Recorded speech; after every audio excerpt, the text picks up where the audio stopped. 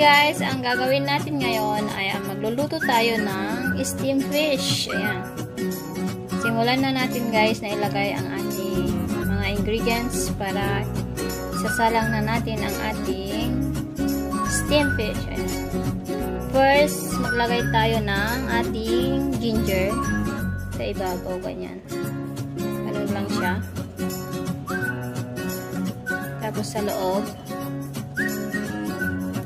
It's very simple lang guys. Ayan.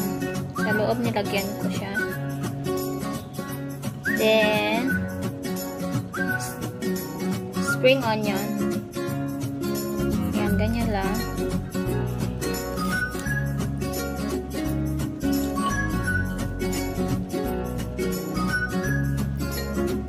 Soy sauce. Para magkalasa. Ayan. Yung katamtaman lang siya guys ha.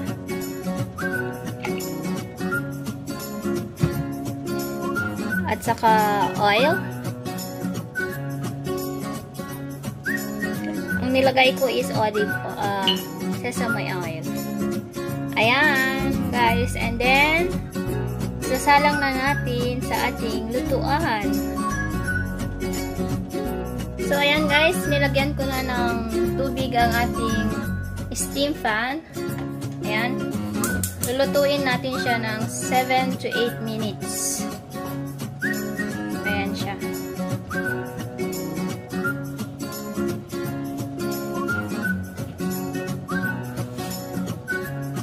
Ito siya.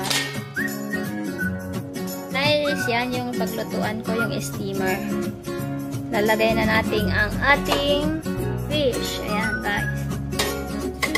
Ganyan lang siya. Then, tatakpan natin. Ayan guys. Oh, see?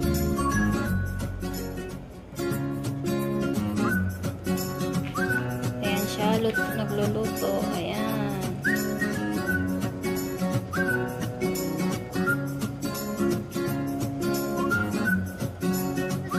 Itong fish na to, lalo na pag na-i-steam siya,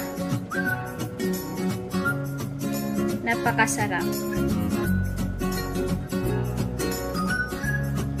Very simple lang. Ayan guys, still cooking.